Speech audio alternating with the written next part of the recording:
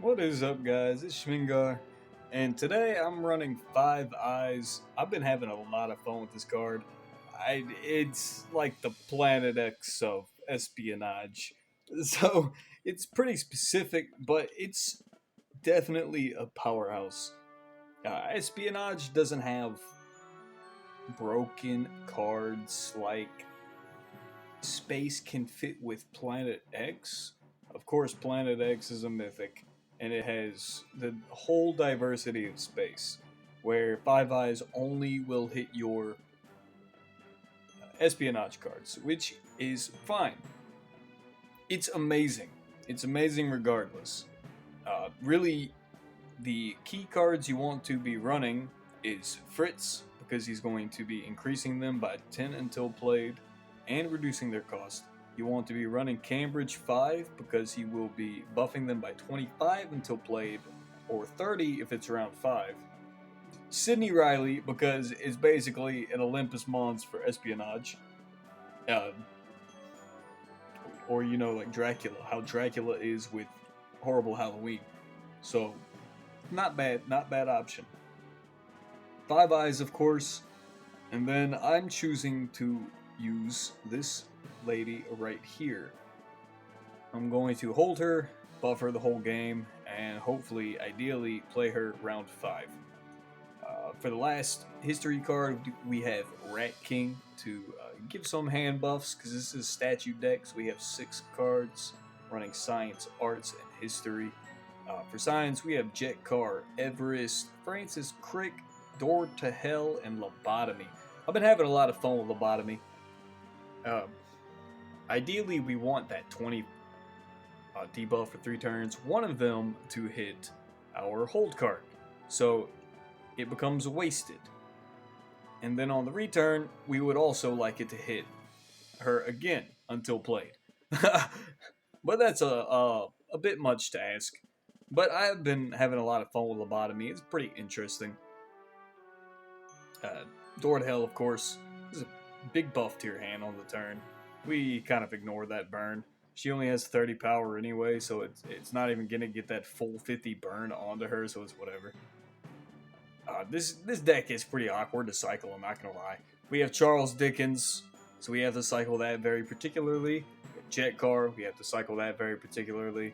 We have Mount Everest, we have to cycle that very particularly. And Hand Fasting, very particularly. We have a lot of cards, and we want our espionage cards to be together, so we can play Sidney Riley with 2 other. So it gets a little complicated, but I've been having a lot of fun with this. Francis Crick, the energy doesn't matter. You will always be at 20 every single turn. The minimum is 20, the maximum is 20. So it doesn't matter how much EPT you have, you're going to have 20. Can't be drained out of the game, but you can be inflated, so you have to be careful about that. We're running Anubis for some extra power per turn, and of course Renaissance, that is a staple in statue decks that contain arts.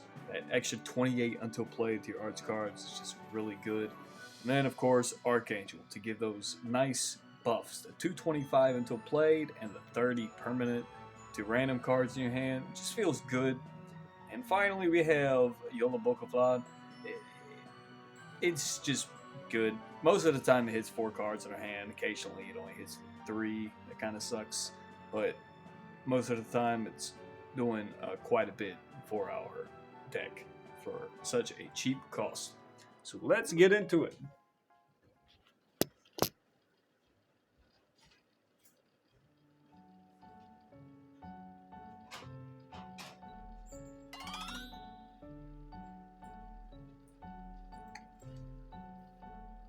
Alright, we did not want any of these cards, really. I mean, Statue's good, Archangel's good, and I suppose we'll be forced to play Five Eyes here.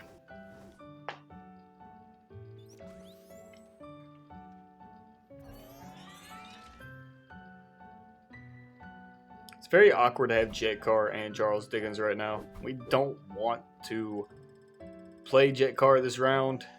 We don't want to play Charles Dickens this round. But we're going to see what we can do. Probably going to end up having to play Jet Car this round, but that's fine. We're not playing Charles Dickens. We can't do that.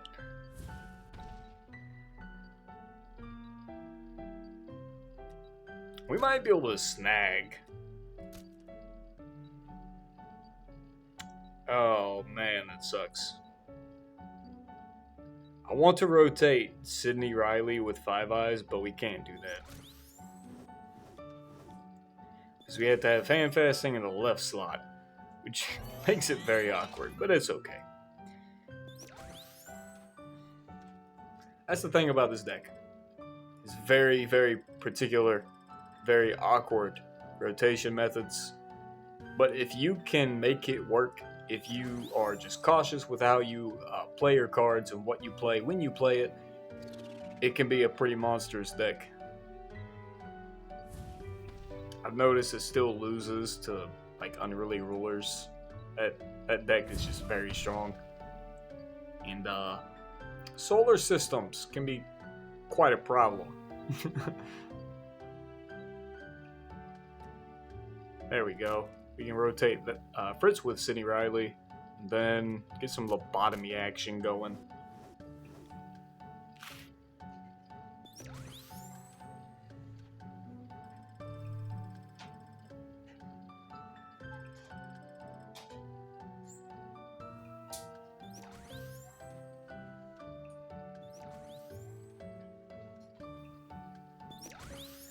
Good old aviation deck. Everyone loves a good aviation deck.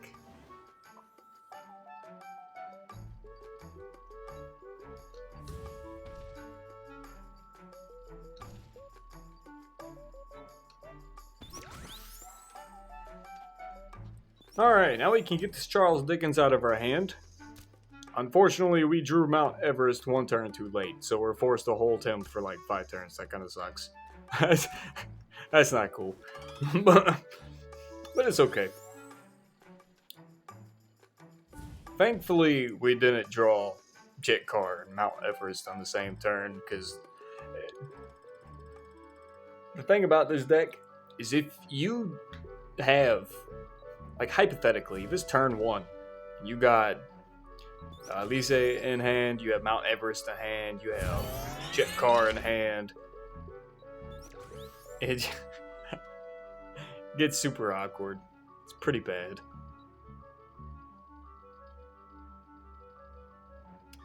I'm gonna do this right here.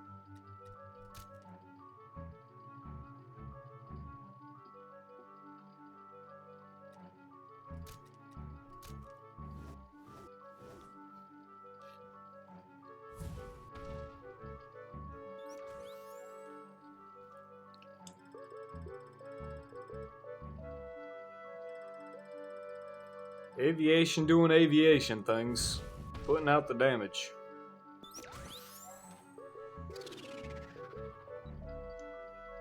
Alright, unfortunately Mount Everest is going to take quite a hit from the burn, but that's just a consequence of drawing it a little too late. We're probably not going to win right here, but it's fine. Yeah, we lost the round. We're going to come back this next round. Our Mount Everest round is extremely strong in this deck, especially if I can get the cards in the way I want them to. Thanks, buddy.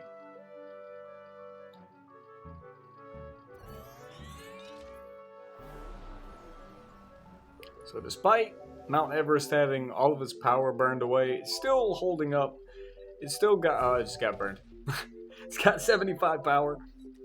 Alright, so this is what we're gonna do.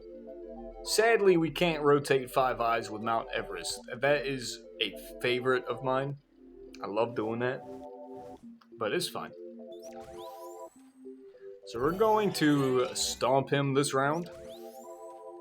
Then hopefully throw down Hand Fasting and Jet Card next round and steal it. But if we can't steal round 4, we'll just go to round 5. It's fine.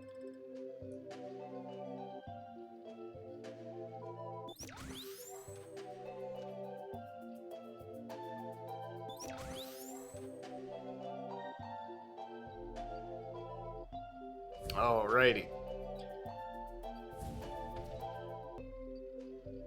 Now we can play. Let's see, Sidney Riley goes right there.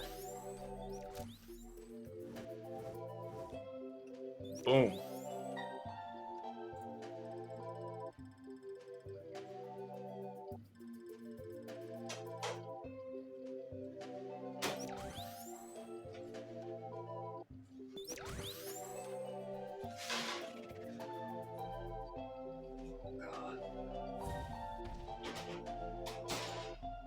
Background noise.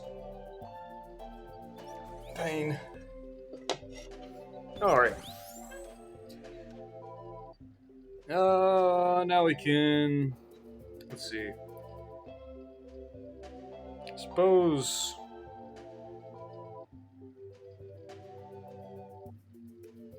Suppose this would probably be the best course of action.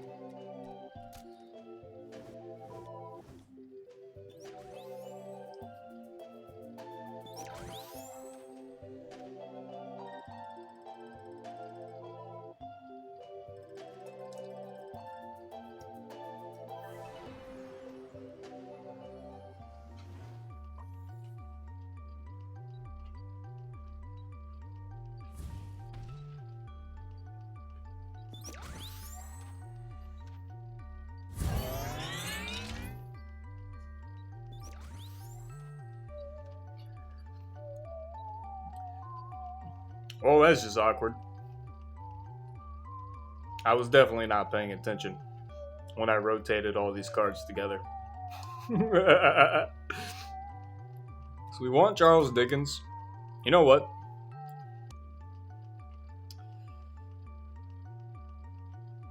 I'm gonna do this. This is this is weird. We're probably not gonna win this round. I don't want to bank on it. So I'm going to try to hold Cambridge 5 as long as possible.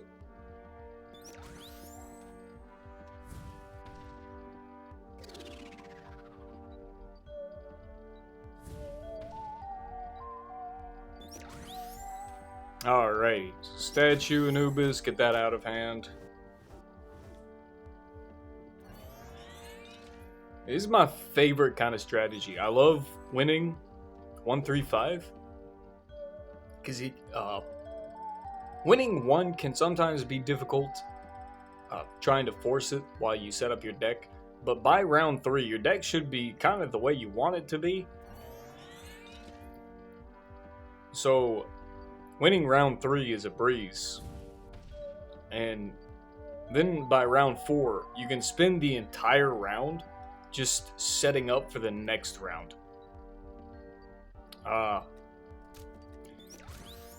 Here, this is a little more awkward. Because I don't want to use Jet Car. I don't want to use Cambridge 5.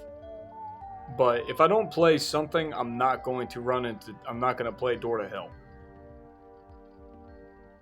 So I am going to play Cambridge 5, which feels bad. But, wait, did we just win?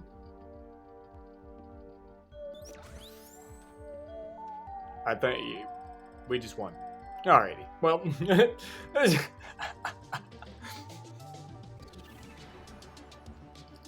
I'd plan on doing more with Five Eyes, so this definitely will not be the last game or last deck you see with Five Eyes in it.